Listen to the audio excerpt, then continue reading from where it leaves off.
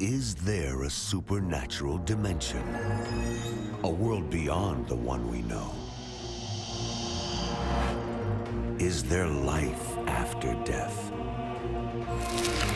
Do angels exist? Can our dreams contain messages from heaven?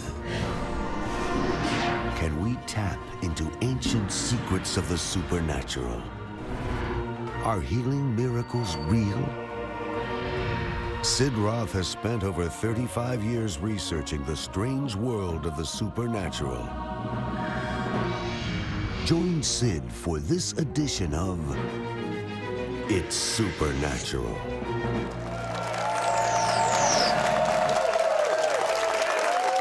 Hello, Sid Roth here. Welcome to my world, where it's naturally supernatural. I just love the rarefied air of heaven. I mean, I'm addicted to the rarefied air of heaven. I want more and more, and I want you to have more and more. My guest has uncovered an amazing cover-up by our government, by the Smithsonian Institution, to hide the evidence that Darwinism is a phony. And he's going to expose it to you because it's about time this evidence is presented to our society.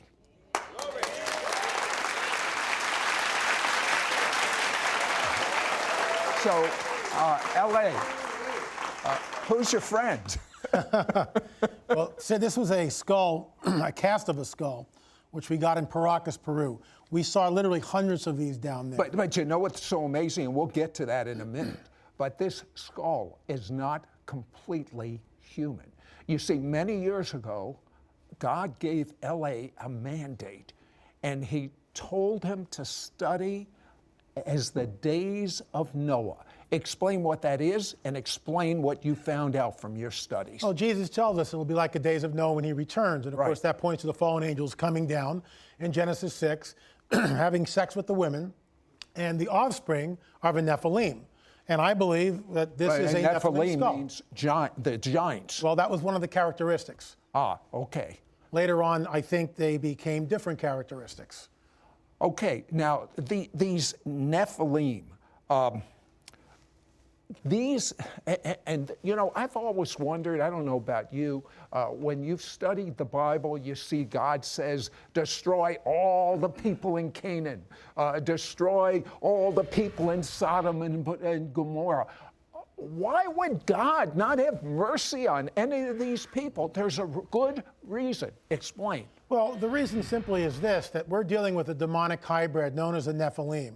I believe there were many different incursions, if you will. Genesis, you mentioned, of course, Sodom and Gomorrah. Later on, when they push into Israel, the land of Canaan, who were there? The Nephilim are there. And the mandate is always the same. Now again, the Nephilim were the fallen angels had sex with human women and produced these giants and these hybrid, if you will. Hybrid, sure.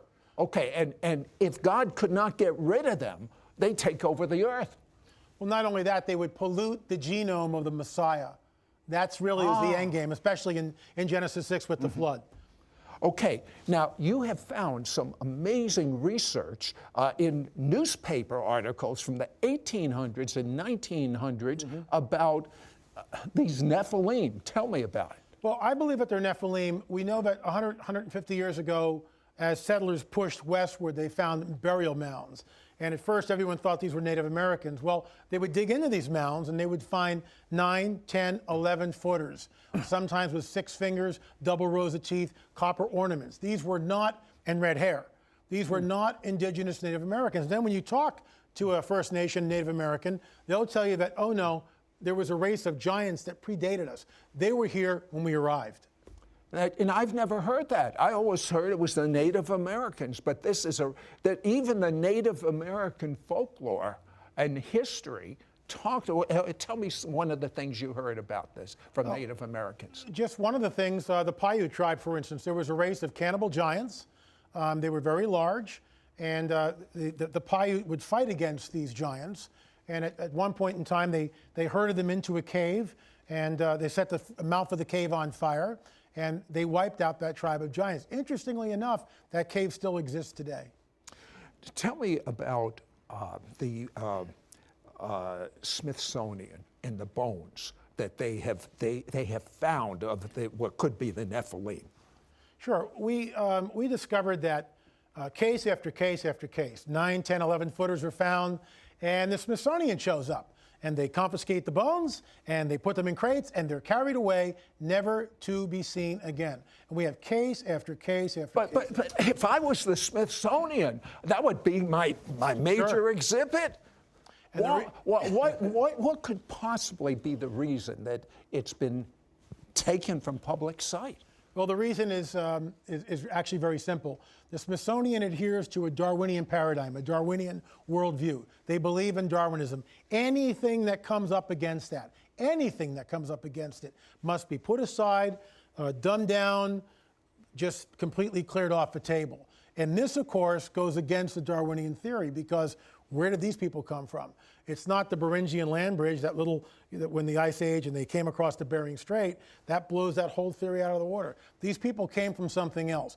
I believe that the tribes in North America and in South America are the remnants of the Nephilim tribes that Joshua and Caleb pushed out of the Promised Land when they conquered it about 3,500 years ago. But wait a second. If they killed all the population, how could they migrate then to the United States? They didn't kill all the population. It would stand to reason, as they begin to move in to the Promised Land, the giants see what's happening, that the Israelites, first of all, have the power of the Most High God, and they are annihilating all the tribes. So the Amorites, perhaps, and maybe the Perizzites over here, some of these guys go, we got to get out of here. Some flee northward, and we have a trail that we believe follows that. Some flee across the Atlantic Ocean. And the workings of Thor Heyerdahl, for instance, proved that you could sail just on the currents from Egypt and wind up in South America. But you know what? There's even greater documentation than that. You're going to find out about an entire communication system way before the internet, about architecture that no one could have known back then. When we come back, we'll explain. We'll be right back to It's Supernatural. Call right now to get L.A. Marzulli's must-read book on the trail of the Nephilim, giant skeletons and ancient megalithic structures, plus his shocking 2 DVDs, Watchers 6 and The Cosmic Chess Match. Yours for a donation of $50. Shipping and handling is included. Ask for offer number 9189. Through his riveting book, which includes over 120 high-quality photos and his 2 DVDs, you will see unaltered color photos and videos taken in the USA and South America of newly discovered ancient Nephilim skeletons, 10 to 15 feet tall, the hybrid offspring of fallen angels referred to in the book of Genesis. See and read about the giant megalithic stones, over 120 tons each, moved from over 50 miles away during a time in history when such technology was not available, nor is it available today. Learn that it was ancient hybrid giants who moved these massive stones. Learn about the ancient grid, which exists today and will be used by the Antichrist to enslave every human being on the planet. Find out about the discovery of implants in humans during alien abductions, which are supercomputer chips that will change the genetic structure of every person who takes the mark of the beast. Don't miss out on getting L.A. Marzulli's must-read book on the trail of the Nephilim, plus his shocking 2 DVDs, Watcher 6 and The Cosmic Chess Match. Call or you can send your check to Sid Roth. It's Supernatural, P.O. Box 39222, Charlotte, North Carolina 28278. Please specify offer number 9189 or log on to sidroth.org. Call or write today. We now return to It's Supernatural. L.A., why do you say these skulls that you are finding out about, especially in Peru and the United States, are partially human? Well, this skull here looks sort of human, except of course it's elongated. You can see the way the sides of the skull go up. A normal human skull consists of 4 plates. A frontal plate, and by the way, these are sutures here. A frontal plate, then you would see another suture that would go and split the parietal, which is the center plate, in 2 pieces. Well, and then of course the occipital, the rear plate. What you see here is a frontal plate which has been greatly enlarged, and it's got this very strange ridge bone on top of it. And then where there should be 2 parietal plates, there is only 1 parietal plate. We saw many, many, many skulls down there with these characteristics. We also believe that this is a female skull. The male skulls are about like this, much, much larger, much more robust. Now, you did an amazing scientific study of different colors of hair. Tell me about that. Well, the hair on many of these skulls are red. It's sort of a reddish auburn in color. That shouldn't be there. Why? According to the Darwinian theory, all these people should have black hair because they came across the Bering Strait 10, 12, 20,000 years ago, whatever. And so these had red hair. But we wanted to see if the hair was dyed. So we took some hair samples, and there's a machine called Raman spectroscopy. What this does is it shows the molecular structure of each of these hairs. So we took a control sample of normal human hair. We took the red hair from the mummy, and then we took a dyed human hair, and then we took a hair from a man who had claimed to have been abducted by aliens and forced to have sex with a hybrid. So we have 4 hairs. The control sample went like this on a graph, okay? The human hair just went like this. The dyed sample went like this, right through the roof. But here's where it really gets interesting. And in my opinion, it links what happened in antiquity with what's going on today. The days of Noah, the presence of the fallen angels. The red hair and the hybrid hair tracked like this over the graph, the same way, all over the graph to the very end, then it slid off. Now remember, this hair that came off this skull was about 2,500 years old. So what you're saying is it lines up with not being totally human. Correct. Lines up with the Nephilim. Correct. That the Bible talks about, where the fallen angels had sex with the women of men. Now, tell me about the research you're doing in Peru, and especially what you found under the Catholic Church.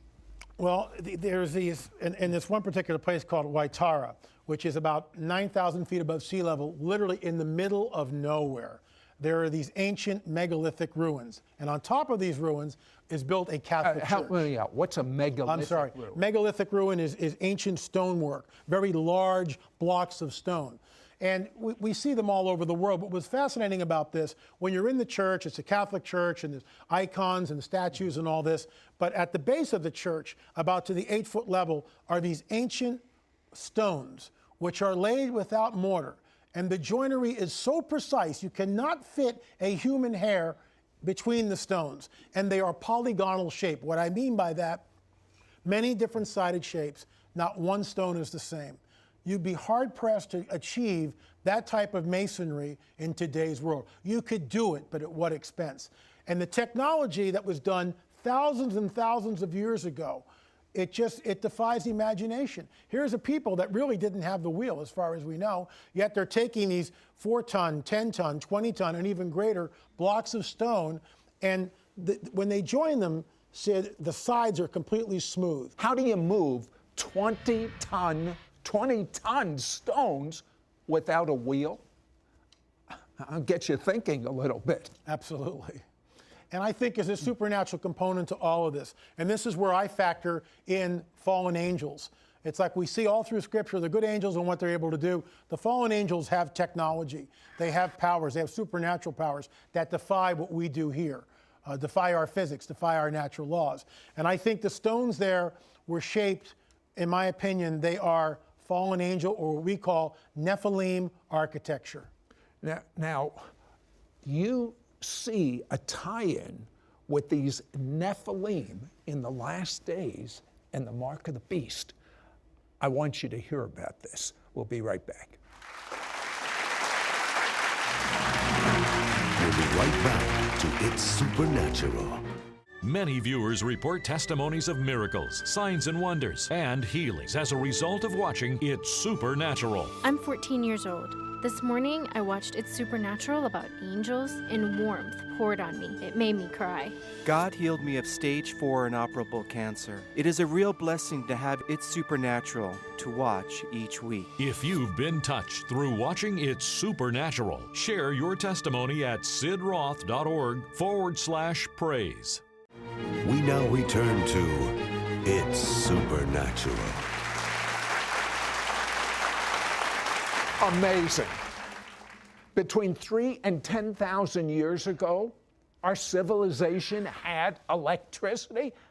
How, L.A., is this possible? These stones in my chart that we just talked about, the stones at the base of a Catholic church, have piezoelectric properties. They're highly polished surfaces.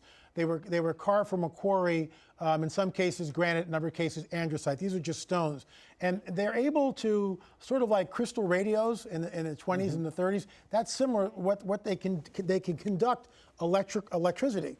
What we believe is that there was an ancient grid system over this planet at one point, with points of connectivity. This grid system may have been used not only as a communication, but perhaps to control the weather, to bring rain in, all sorts of things. How could they have all this sophistication? I mean, just sophistication without a wheel moving the blocks. These blocks. What explanation do you have? Well, you have two. You have one, which is the extraterrestrial, that they came from Zeta Reticuli, which of course I don't believe in. The one I hold to, and hold to very, very fast and diligently, is we are looking at fallen angel technology. And we get some of this in the book of Enoch, which tells us that they came and showed the secrets of heaven to the men and women of earth. All right, tell me about, in the United States, in Ohio, the Great Circle Mound. First, explain what it is. The Circle Mound is a henge. It's a very large circle, over 1,250 feet in diameter. The word henge means? Henge means this. It's a circle, but it also has a waterway in the inside. And the construction of this is incredible because at least this particular henge dates about 3,000, 3,500 years ago, which again fits the timeline of a diaspora when Joshua and Caleb are moving into, with the Israelites, into the Promised Land, and the Nephilim tribes are scattering. They show up there about 3,000, 3,500 years ago in the Ohio Valley. They create this circle, this henge, with a body of water in the middle of it. In the center of it, excavations proved that there was an altar, and they found human remains on the altar. And that's huge. Okay, tell me about the American Stonehenge connection with the, we hear about the Stonehenge in England, and then a third place. Explain Sure. that. The American Stonehenge is in New Hampshire. Well, how come we haven't seen this? How come we haven't been told about this Stonehenge? Well, things are coming to light. I believe because we're in the last days, that all this stuff which has been hidden is now coming to light for those of us who are interested. Well, Daniel even says a sign of the last days absolutely. is there'll be an information explosion. Knowledge will increase. We always think, well, that's the computer, but it's also other areas. Absolutely. The typical henge, it's a circle, and like many of these henges, like Stonehenge, it charts astronomical events. What I mean by that, summer solstice, winter solstice, spring equinox, fall equinox. And the circle, when you stand in the center of the henge and you look out, there's a standing stone. And that standing stone, let's say, is 100 yards away. And so on a summer solstice, the longest day of the year, you watch the sunrise come up over that standing stone.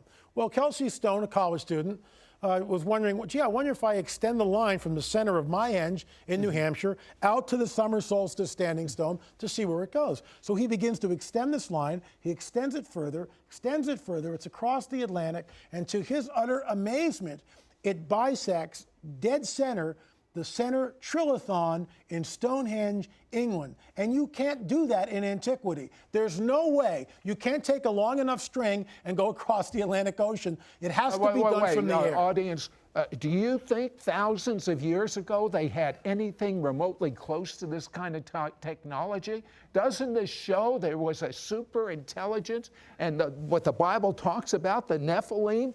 And what's amazing, I talked to a surveyor. There's no way to do anything like that unless you're in the air. Who is the prince of the power of the air? It's Satan. And this, to me, once again, fallen angel technology, but it gets better.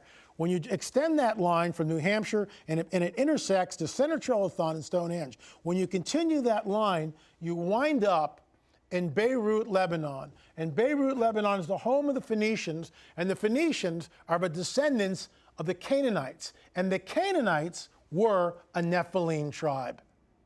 My goodness. So then you can see where some of them came to America. Absolutely. And that's why they're finding these skulls and these bones. And some of these bones they're finding show that the people were how tall? Well, there's 9-footers, 10-footers, and 11-footers, and even pushing the border up to 12 feet in some of these burial mounds. And again, going back to Smithsonian, we have report after report from newspapers telling about once a town would exhume the bones, and a doctor, a man of letters, would measure the articulated or the disarticulated skeleton. A disarticulated skeleton is when the bones are just laying all around. But a doctor, a man of letters 100 years ago, can read a tape measure. And yet when you talk to an archaeologist, they will tell you they didn't know how to measure, which is, in my opinion, a bunch of nonsense. So the Smithsonian would come in, they would confiscate the bones and crate them up, and you would never see them again. They were just gone. What a cover-up. Absolutely. Now, how does this tie in, based on all these years of research? And I might add, he heard from God to research the days of Noah, because of all the times in the Old Testament, Jesus said it will be like the days of Noah. Explain to me, with all this research, how it ties in with the mark of the beast. Well, the mark of the beast has 4 characteristics. If anyone takes it or receives the mark on the hand of the forehead, you can't buy, sell, or trade without it. That's the one we all know. The second one is men and women will seek death in those days but not find it. Well, what days? The days of the mark, which coincides back to or points back to the days of Noah. That lifespan seems to be extended. The third one is you take the mark, grievous sores appear on the body. Right. The fourth one, which is the most telling in my opinion, anyone who takes the mark winds up in the lake of fire. There's no grace, no mercy. You're in the lake of fire. And the same judgment that we see with the Nephilim in Genesis 6, Sodom and Gomorrah, and what happens in the Levant or Israel, the Promised Land, when Joshua and Caleb come into the Promised Land, it's always the same mandate. If a Nephilim is there, the judgment is always the same. It's total annihilation. There's never a shred of grace and mercy. That's my question. Why would someone in their right mind that knows what the Bible says even consider taking the mark of the beast? Because what is coming, this coming great deception, hinges on Darwinism. Darwinism tells us that there is no God, that we just evolved over billions of years. When Ben Stein sits down with Richard Dawkins, one of the premier evolutionists of the 20th and 21st centuries, and says, where does life come from? Dawkins says, well, maybe millions of years ago in another galaxy, a race of highly evolved aliens created us and then seeded us here through the galaxy. That's what he believes. I call that the alien gospel. This is what's coming, and it dovetails into Darwinism. Scientists and the masses, when they show up, the coming great deception, and they will show up. They will have 2 things for us: free energy, which pilots the crafts, and the second thing is they'll have this DNA upgrade. And if a person takes this DNA upgrade, his DNA will become altered. Yes, he will have no diseases for 500 years or more. Yes, he or she will live and all this, but the problem is you are no longer human, you become Nephilim, and that's why the judgment in the book of Revelation is exactly the same as Genesis 6. There's a correlation between the 2. Now tell me about that recent press conference of the UFOs. That was in Washington, D.C. Senators, congressmen, governors, Air Force pilots, people with top secret clearances all came on the record basically stating that the UFO phenomena is real, it's burgeoning, it's not going to go away. It's increasing in numbers. This is the coming great deception. What event can change everyone's worldview in a second? You see a mile-wide craft over your city, unless you know what you're looking at, you will be deceived. And Jesus warns us that even the elect would be deceived if that were possible. Well, you know, we started out talking about the days of Noah. Well, Jesus says it'll be like the days of Noah, and he will come at an hour you do not expect. So the issue is not what we've been talking about. The issue is, are you ready? That's the issue. You can only get ready with God's supernatural change of DNA, and that is make Jesus your Messiah and Lord. Ask Him to forgive you of your sins because He died for them, and ask Him to live inside of you. It's not complex, and I tell you, your DNA will be changed to be the way God created you to be. If you like the way things are right now, then don't change. But if you believe there's something better, make Jesus your Messiah and Lord. Do you agree? Amen.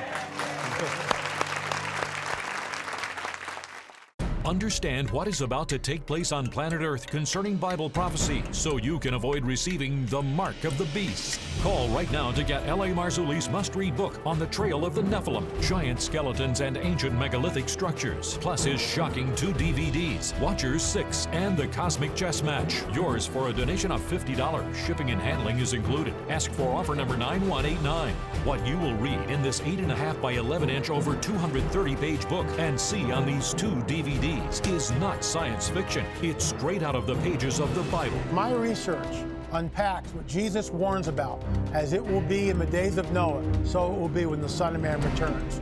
You'll want to get On the Trail of the Nephilim and Watchers 6 because it is the key to understanding the end times. Through his must-read book On the Trail of the Nephilim and on his DVD Watchers 6, you will see unaltered color photos and videos taken in the USA and South America of newly discovered ancient Nephilim skeletons, 10 to 15 feet tall, the hybrid offspring of fallen angels referred to in the book of Genesis. See and read about the giant megalithic stones, over 120 tons each, moved from over 50 miles away during a time in history when such technology was not available, nor is it available today. Read about the Incas, who testify that it was ancient hybrid giants who inhabited their land and moved these massive stones. Learn about the ancient grid, which was found in megalithic structures that were capable of conducting electricity, even before electricity had been discovered. Understand how this ancient grid is now in the form of the satellite and the internet, and will be used by the Antichrist to enslave every human being on this planet. Learn about the cover-up by the U.S. government and the Smithsonian Institute concerning these archaeological findings, because it disproves evolution. Find out about the discovery of implants in humans during alien abductions, which are supercomputer chips that will change the genetic structure of every person who takes the mark of the beast. And I've actually had it in the palm of my hand, a small implant which has been taken from a man who allegedly was abducted. These are prototypes to what will be the mark of the beast. Through this additional DVD, The Cosmic Chess Match, you'll see startling video of archaeological proof that the Nephilim existed not only in the Middle East, but also in the United States of America. The fallen one, Satan, has been trying to create man in his own image. That's the end game here, creating man in his own image. Don't miss out on getting L.A. Marzulli's must-read book On the Trail of the Nephilim, Giant Skeletons and Ancient Megalithic Structures, plus his shocking 2 DVDs, Watchers 6 and The Cosmic Chess Match. Yours for a donation of $50. Shipping and handling is included. Ask for offer number 9189. Call or you can send your check to Sid Roth. It's Supernatural. P.O. Box 39222, Charlotte, North Carolina 28278. Please specify offer number 9189 or log on to sidroth.org. Call or write today. Next week on It's Supernatural, my guest heard the audible voice of God, and this is what God told him: teach my people how to operate in the supernatural. And he has done this all over the world. He said, I've been teaching a revelation that very few of God's people understand, that'll catapult you into doing the same things and even greater than what Jesus did. Do you want to hear that? Yeah.